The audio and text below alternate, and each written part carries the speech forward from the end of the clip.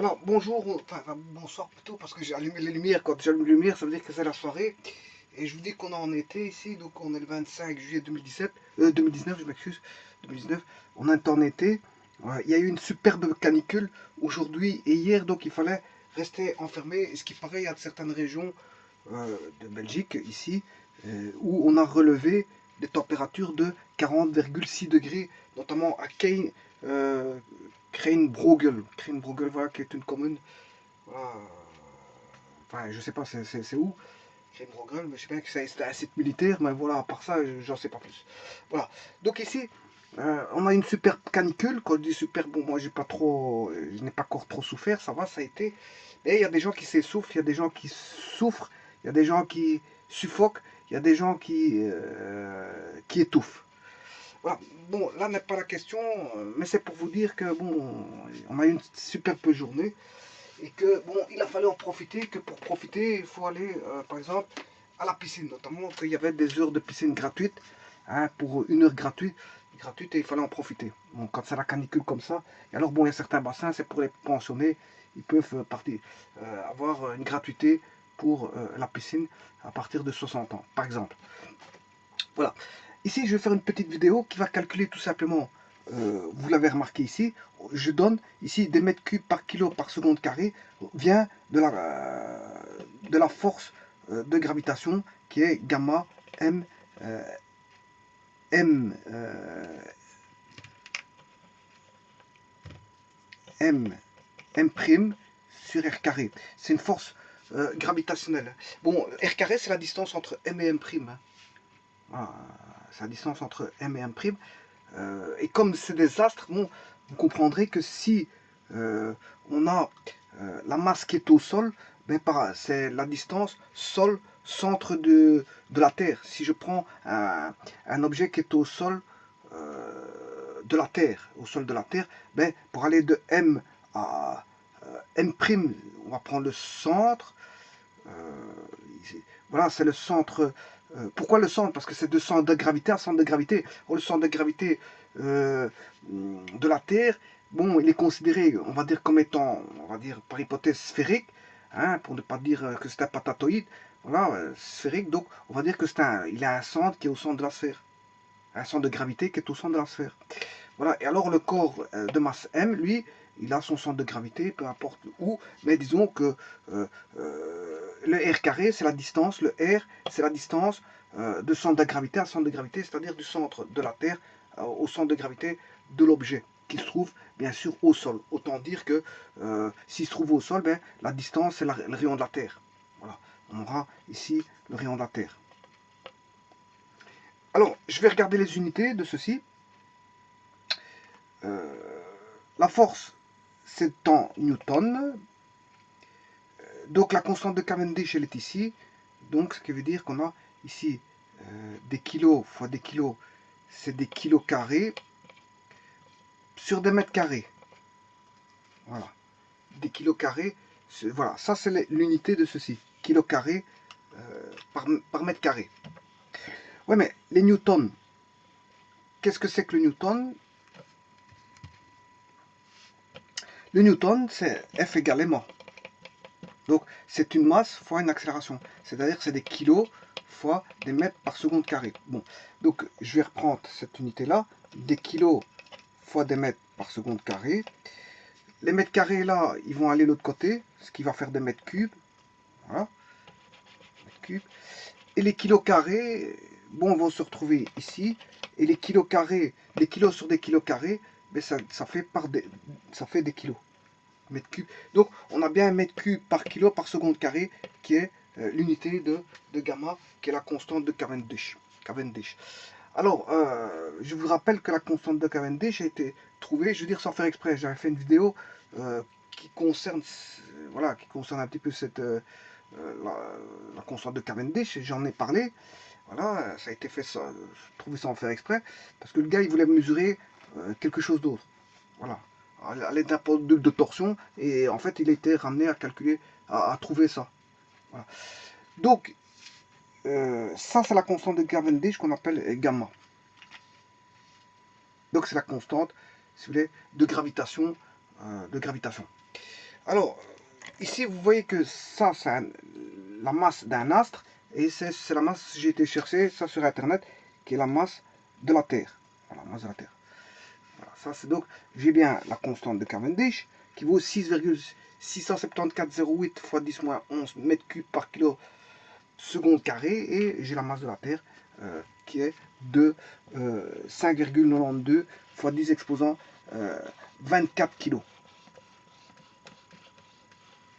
Bon, ça a été calculé, ça, hein, bien sûr. Vous comprendrez que ça vient d'un calcul. Hein. Ça n'a pas été pesé. Vous comprendrez ça. Et on peut calculer toute la masse des astres, je veux dire, et savoir quelles sont approximativement leurs masses. Voilà. Mais ici, il reste une donnée pour calculer la gravitation. C'est le rayon de la Terre. Or, le rayon de la Terre fait 6400 km. Voilà. À partir de ça, je peux calculer la gravitation au sol. Gravitation au sol. Gravitation au sol que je vais appeler G0. Voilà, ça veut dire que c'est la gravitation qui est calculée au sol. Alors, pour ça, on sait bien qu'on a F égale ma. Voilà. Mais la force de gravitation, en fait, c'est tout bonnement le poids. Le poids est égal à... Ouais, ici, chaque fois j'oublie mon vecteur, ma flèche du vecteur, mais si je le calcule en intensité, ça fait ceci. Et en intensité, en vérité, la force de gravitation n'est autre que le poids. M fois G0. On connaît la force d'attraction, qui fait intervenir la constante de Cavendish. Hein. Donc, cette même force, qui est une force centripète, en fait, enfin, j'ai rien dit, parce que les pans, j'ai rien dit. Quand j'aurai un satellite, à ce moment-là, je considérais qu'il y a une force centripète et une force centrifuge. Mais ici, j'ai rien dit. Ici, c'est une force de gravitation qui vaut gamma m, qui est la masse d'un corps, hein, fois la masse de la Terre sur la distance séparant la masse du corps et la masse de la Terre au carré, bien sûr. Bon, ça vous rappelle les forces électriques hein, de nature coulombienne. On a une constante fois une charge Q1 fois une charge Q2, le tout sur la distance séparant les deux charges Q1 et Q2. Bon, ici, c'est presque analogue, mais ça n'a rien à voir parce que là, ça traite des masses. Cette traite des masses, c'est une force mécanique, voilà, avec un rayon et une constante, alors que la force coulombienne, c'est une force de nature électrique qui est basée sur des charges et la distance séparant ces charges. Mais c'est l'influence. Mais il y a toujours les charges électriques peuvent se repousser, s'attirer. Par contre, ici, la force de gravitation, c'est une attraction. Hein. C'est une force d'attraction, il n'y a pas de répulsion. Voilà, il n'y a pas de répulsion. Alors que les forces charges électriques, bon, plus, ça se répulse, moins, ça se répulse, mais plus, moins ou moins, plus, ça s'attire. Voilà, donc en fait, il y a attraction ou répulsion, suivant le cas. Alors que bon, ici, la force d'attraction, c'est tout simplement une attraction. Bon. Alors, si maintenant j'associe le F au poids P, donc ça veut dire que j'ai P. P vaut ceci. Voilà. Et donc là, à ce moment-là, je peux identifier. Le M, je le remets ici. Je remets le M à gauche. Et le gamma, je le mets à droite. Donc, je mets le M à gauche et je mets le gamma à droite. Eh bien, on voit qu'est-ce qu'on peut repérer. Mais que G0 vaut gamma masse de la Terre sur rayon de la Terre au carré. Voilà. Donc, le G0, je peux le trouver. La gravitation au sol, je peux le trouver grâce à gamma, à la masse de la Terre et au rayon de la Terre. Au carré, bien sûr, ici on met au carré. Donc je vais calculer ça. Bon, normalement, logiquement, le G0 au sol vaut 9,81 mètres par seconde carré. Bon, je vais calculer cette force, enfin ce G, cette gravitation au sol, elle vaut gamma fois la masse de la Terre sur le rayon de la Terre au carré. Bon, la constante de Cavendish, je l'ai ici. Hein. Donc c'est 0,667 fois 10 moins 11. Voilà, ça c'est le gamma que je vais rechercher ici. en mètres cubes par kilogramme par seconde carré, bien sûr. La masse de la Terre, 5 fois 5,92 fois 10 exposant 24 kg, et le tout divisé par le rayon de la Terre. Et le rayon de la Terre, il est donné en kilomètres, donc il faut le remettre en mètres. C'est 6400 fois 1000 au carré. 6400 fois 1000 au carré. Bon, ici, j'espère avoir une précision, mais bon, c'est pas dit que j'aurai une grande précision. Le tout, c'est qu'au sol, j'ai trouvé 9,8, 9,81, mais on va voir ce que je vais trouver. Donc ici, 6,67, je vais calculer la machine. Avec la machine ici. Bon, 6,67, 40. Bon, le gamma, j'ai été le chercher sur internet, hein, bon, en espérant que ce soit. Ils m'ont donné avec une grande précision, mais j'en sais pas plus. Voilà.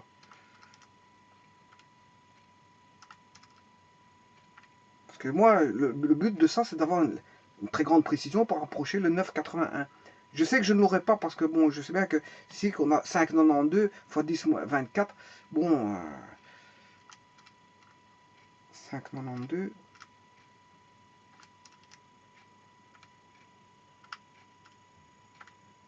Voilà. Je dois diviser par 6400. 6400 fois 1000. Le tout au carré. Exposant 2, voilà. Voilà combien je trouve.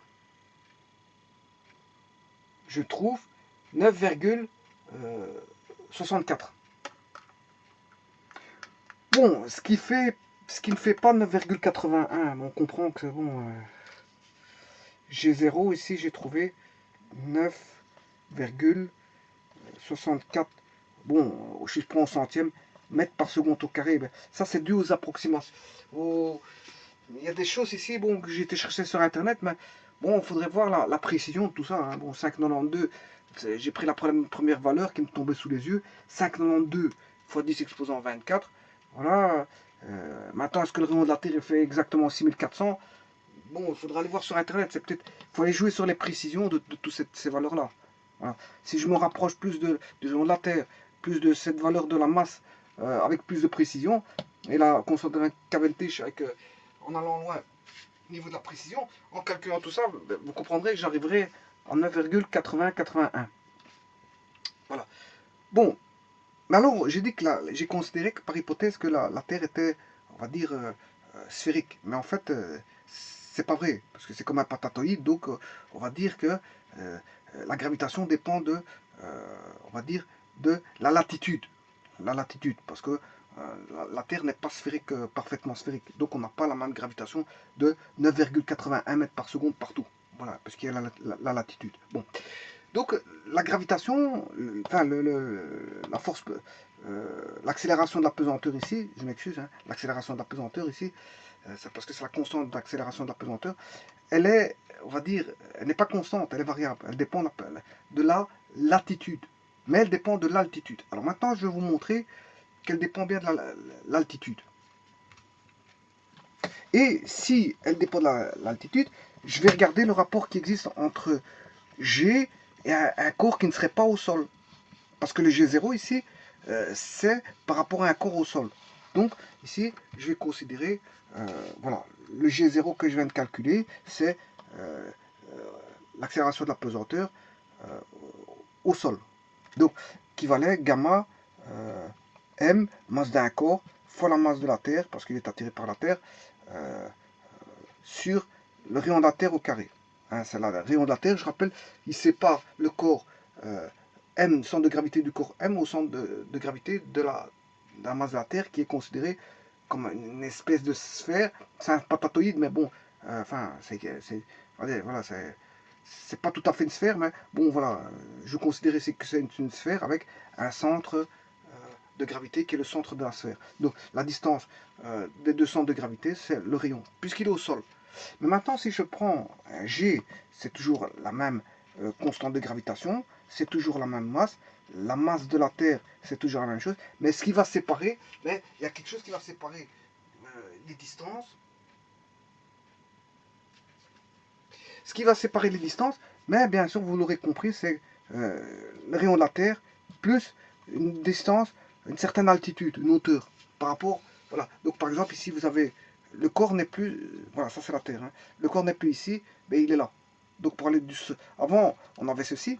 Quand on avait G0, le corps il était au sol de la Terre, donc la distance était rayon de la Terre. Voilà. Maintenant, si le corps est ici, avec une certaine altitude, ici H, mais vous comprendrez que c'est RT plus H. Voilà. Donc, vous allez voir que la gravitation va varier en fonction de l'altitude. La gravitation varie en fonction de l'altitude. Plus le H, ici, si on regarde, oui, ici c'est au carré, je m'excuse. Hein. Voilà. Si on regarde ici la différence entre les deux, entre ça et ça, ben, ça n'a varié que par rapport à H. Donc, ça va avoir un effet sur le G. Alors maintenant, si je fais le rapport des deux, que vaut le rapport des deux, si je fais G, je vais faire G sur G0. C'est le rapport des, euh, des accélérations de pesanteur, l'un par rapport au sol et l'autre par rapport à une certaine altitude H. Eh bien, si je fais ceci, le G c'est gamma M masse de la Terre sur rayon de la Terre plus H au carré, et l'autre c'est gamma masse fois la masse de la Terre sur rayon de la Terre au carré. Voilà. Et maintenant, bien sûr, divisé par une fraction revient à multiplier par la fraction inverse, ce qui veut dire que G sur G0 vaudra gamma M mt sur RT plus H au carré fois RT, parce que c'est l'inverse, on inverse ici, RT gamma M fois MT. Autant dire que ça et ça, c'est la même chose. Ça simplifie. Qu'est-ce qui reste? Ben, le rapport, il vaut RT au carré sur RT plus H au carré. Le rapport vaut RT carré sur RT plus H au carré. Voilà que vaut le rapport G sur G0.